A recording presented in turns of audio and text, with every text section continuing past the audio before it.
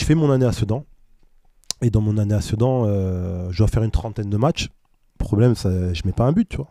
Je mets pas un but, mais je suis... Et tu vois, ce que je te Donc, disais tout à l'heure... à ces périodes-là, les statistiques commencent à être importantes, quoi. Exactement. Mais je joue tout le temps, en fait. C'est ça qui est paradoxal chez moi.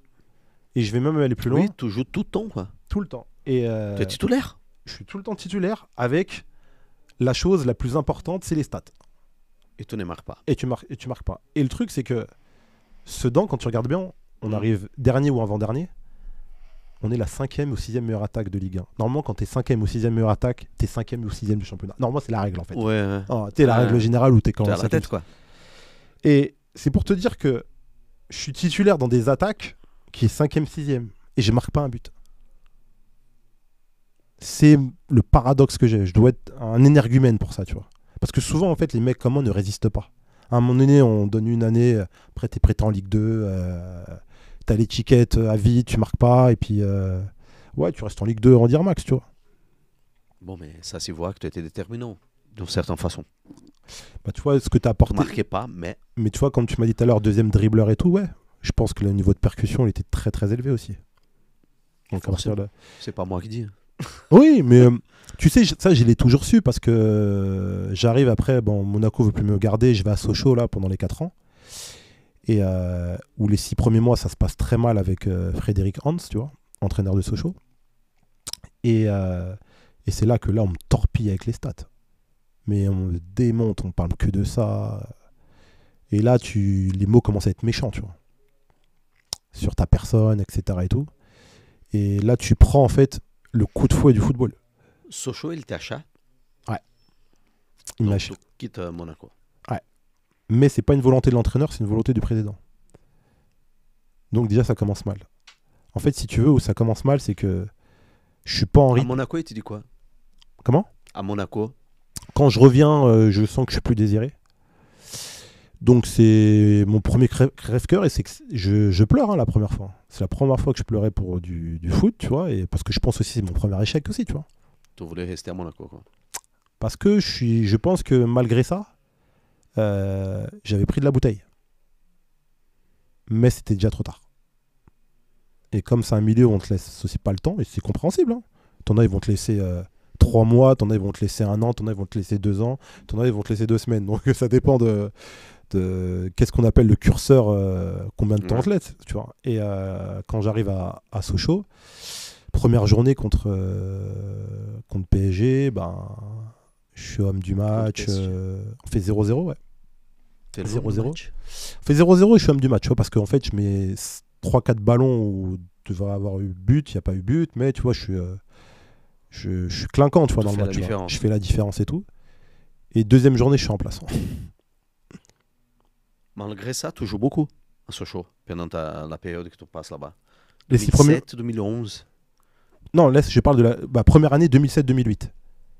2007-2008, oui. Là, j'arrive avec un... Mais tu aussi, on compte 4 ans 4 ans. En fait, j'arrive avec un coach qui ne me veut pas. Et en fait, tu sens que ça va mal se passer. Et donc, à partir de la deuxième journée, tu ne me fait pas jouer. Troisième journée, il me remet. Ça va, je fais un bon petit match. Quatrième, cinquième journée, je suis catastrophique. Et là, c'est parti.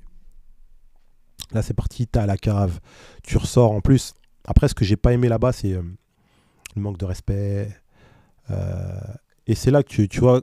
De la totalité du club Non, de certaines personnes. Du coach, des mecs du club et tout. Et j'ai pas aimé parce que... donc on dit que le monde du foot, il est comme ça pour certaines personnes. Ah ouais, c'est comme ça. Et je me suis jamais... En fait, j'ai jamais été méchant sur... Quand je dis méchant, je rigole plus avec vous sur de longues périodes. C'est-à-dire que j'ai fait, ouais, peut-être sur du court terme, mais j'étais quand même quelqu'un d'assez gentil, tu vois. Et ça m'a fait défaut. Parce que je me suis fait marcher dessus là où j'aurais fait la même chose. Tu me refais la même carrière, par contre, tu marches pas dessus. Quitte à ce qu'on aille loin, tu vas même pas me marcher dessus. Et c'est là que tu découvres pas le foot pro. Exactement. Parce que tu avais tes 5 ans du contrat avec Monaco. Tu vas en prêt. Tu es encore à Monaco. Et c'est là, à Sochaux, que tu découvres pas. Exactement. Et tu as intérêt à être fort mentalement. Parce que quand j'arrive à Sochaux, et je t'ai dit, Moi, c'est toujours des mecs qui me rapportaient ça. Ah, le coach, il abuse. Il a dit comment ça se fait. Tu sais, des trucs violents, comme comment ça se fait. Ouais, il est devenu pro à Monaco et tout. Moi, Monaco, il me voyait en 3D. Et c'est un mec qui sort j'ai pas envie de cracher sur le nom des clubs qu'il a fait, mais tu viens d'en bas des clubs de Monaco et tu me chies, tu me chies dessus. Tu sais, c'est le monde à l'envers. Mais parce que des fois, on dit souvent, c'est les mecs qui ont moins fait qui parlent beaucoup. Bon, en fait, c'est exactement ça, tu vois. Et, euh, et si tu veux, quand j'arrive en fait dans cet environnement-là, bah, il se fait virer parce que ça marche pas avec l'équipe. Et Francis Gillot, ben, c'est lui qui a, entre guillemets, ressuscité et illuminé ma carrière. Lui, il voit pas le mec de stats, il voit ce que le mec apporte. Et pendant les 6 derniers mois, on fait une opération maintien parce qu'on était mal embarqué. Et on se sauve sur les matchs retour. Et tu es là, tu es présent. Ouais, je dois faire 5-6 passes D importantes, etc. Et tout. Et donc, tu arrives avec un nouveau statut. Et encore une fois, ben, je pense que j'ai toujours un espèce de relâchement mental qui fait, tu vois, je suis titulaire, mais ton équipe, elle est, entre guillemets, dans les dernières et j'ai pas de stats. En fait, quand tu regardes le foot, tu verras toujours que les mecs qui n'ont pas de stats et qui sont dans les dernières équipes, on va toujours les défoncer. Pourquoi ? Parce que les 3 quarts ne regardent pas leur match. Après, je ne vais pas t'inventer. Hein. J'ai pas été bon, hein, des fois. Mais une fois, pour te dire que les journaux, comment ils peuvent être changeants, tu as vu ce que je t'ai dit par rapport aux journalistes. Ils me défonçaient sur les stats, etc. Et tout. Tu sais qu'à un moment, ils faisaient quoi ? Ils faisaient exprès à chaque fois dans les compos, tout en sachant que j'étais tout le temps titulaire, de me mettre à chaque fois remplaçant. T'as l'impression qu'il voulait mettre, tu sais, la puce dans la tête du coach, à un moment donné, tu vas le mettre. Sauf qu'à un moment donné... Supporters de club et tout. Ouais, je sais pas supporter, mais en tout cas, il y avait cet état d'esprit, tu vois. Il était maître comme son remplaçant, quoi. Et à un moment donné, tu sais, après, c'est marrant parce que ils perdent, je crois, un match important contre Valenciennes. Quand je dis ils perdent, c'est parce que ce jour-là, je jouais pas. Donc, c'était une opération de maintien et c'était vers la fin du championnat. Ça devait être la 2e ou 3e année, je me rappelle plus, tu vois. Et en fait, ce qui se passe, c'est que ils font un article sur moi en disant Nicolas Maurice Bellet est un bon joueur, un très bon joueur, mais ses stats ne le reflètent pas. Mais il sera peut-être d'une importance capitale pour le maintien de l'équipe. En fait, ils font un article où ils te font comprendre ne regardez pas que ses stats. En fait, ce que j'ai décrit toute ma vie, en fait, tu vois. Mais ils le font pourquoi ? Parce que c'était la situation critique du club et qu'ils n'avaient pas, tu sais, d'espoir sur qui compter, etc. Souvent... Donc c'est toi qui vas être le sauveur, quoi. Pas le sauveur, mais demain, si par exemple, ils avaient la même situation avec un joueur qui marquait 8-9 buts, ils allaient le mettre en avant, etc. Et, tout, et ils n'étaient pas dans cette situation-là. Et quand j'ai vu l'article gratuit, j'ai dit putain, les changements de veste, ils peuvent être rapides. Hein. Mais c'est le milieu, tu vois. Bref. Et donc, ça, c'est les médias locaux, Nico, ou oui, c'est les médias à niveau national? Les deux, parce que... Mais tout le monde n'est pas pareil. Hein. En fait, c'est une minorité qui est visible, ces médias-là. Mais qui fait du bruit, quoi. Mais qui fait beaucoup de bruit. Et le problème, c'est que ces gars-là aussi... je vais te donner un exemple. Il y a un journaliste, un jour, il m'appelle, il veut me parler de Bakambu. Quand j'étais à Bordeaux, Cédric Bakambu. Il m'appelle pour te montrer comment je suis trop gentil avec eux. Il me dit, ouais, Cédric Bakambu, il est à Sochaux. Moi, je suivais pas exactement tous les matchs de Sochaux, mais je regardais un peu de loin, tu vois. Mm-hmm. Il me dit, ouais, putain, en gros, il a pas assez de stats limite comme toi. Déjà, l'objet de ton appel, il est un peu bizarre, tu vois. Mm. Et quel conseil que je peux lui donner ? Moi, tu sais... Ah, il t'appelle pour... Et moi, sur le moment, tu sais... Demain, je lui dis, tu me refais la même scène, je dis, va te faire enculer en fait. Parce qu'à un moment donné, je suis pas ton copain en fait. Parce que moi, je connais beaucoup de mecs qui te parlent comme ça. Tu fermes ta bouche. Donc moi, en fait, je suis à Bordeaux, je suis plus au club.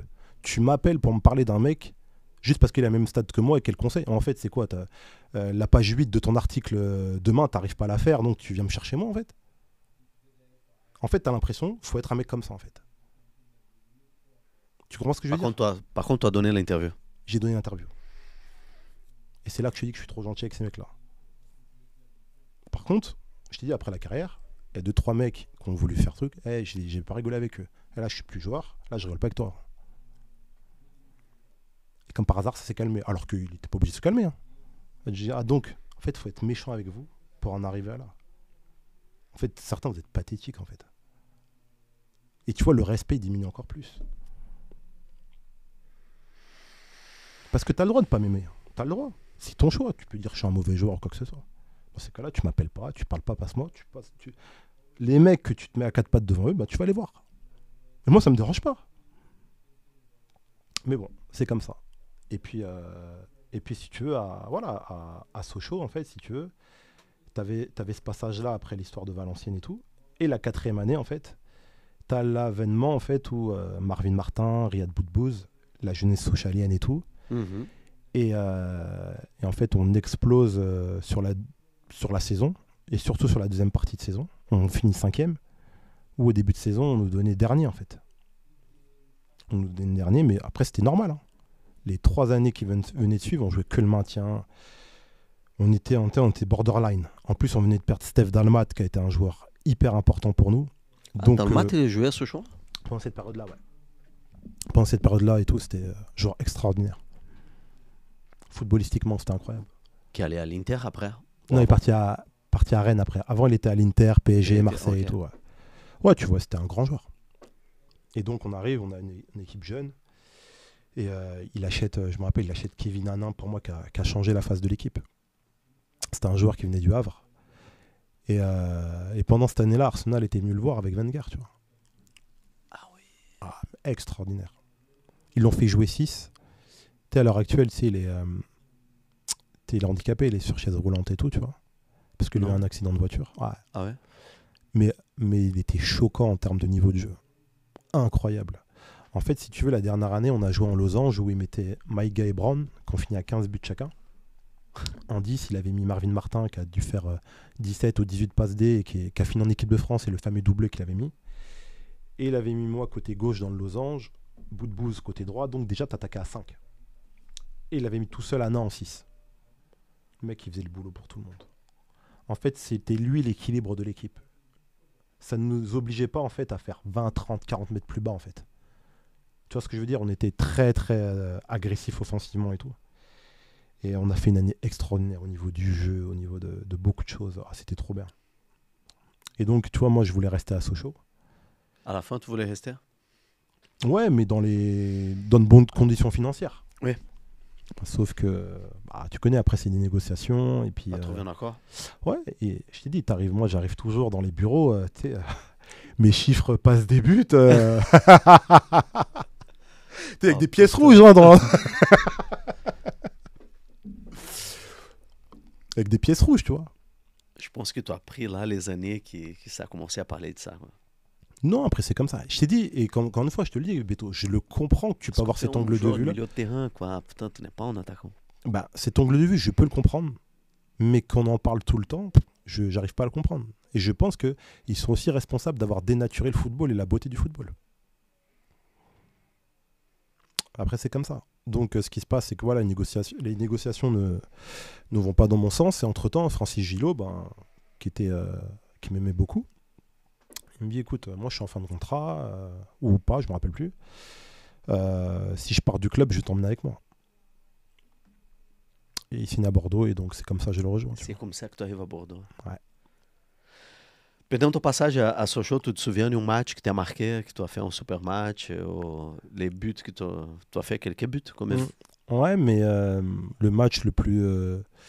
c'était notre dernière année, je pense que le Sochaux PSG où on gagne 3-0 à la mi-temps. Ouais. Contre le Paris Saint-Germain, dit qui ?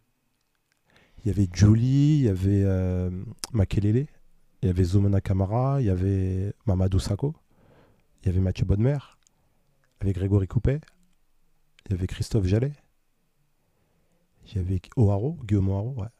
Bon Paris Saint-Germain, quoi. Un très bon Paris Saint-Germain, ouais. Et on gagne 3-0 et 3-0 à la mi-temps, tu vois. C'était l'équipe à l'époque à battre. Comment ? C'était l'équipe à battre à l'époque, déjà ? Non, c'était... non, c'était des autres équipes, non ? C'était Bordeaux-Marseille, je ne me rappelle plus. Ah. Ouais, Bordeaux-Marseille, ouais. Lille aussi, je crois, était fort. Ouais, Lille d'Anne Hazard. Et il y a aussi le Bordeaux-Sochaux qui a été. Où on gagne 4-0 à Bordeaux, mais en une mi-temps. C'est quoi le Classico à Sochaux? Ah, je sais pas du tout, mais je pense que ça doit être. Est-ce que c'est Strasbourg? Est-ce que c'est Metz? Je sais pas. Ouais. Ça s'y respire le foot là-bas? Ouais. C'est une ville qui vit beaucoup le foot. Ouais, parce que c'est pas une ville où tu as Stade beaucoup de toujours choses à faire plein. et tout. Et tu sais, t'as l'usine Peugeot à côté, t'as des connaisseurs. Et par contre, ils ont un centre de formation de fou, tu vois. Et Niveau j'adorais. d'infrastructure, c'est bien. Ouais, c'est bien. Ils ont ce qu'il faut et tout. Et ça a toujours bien travaillé, tu vois.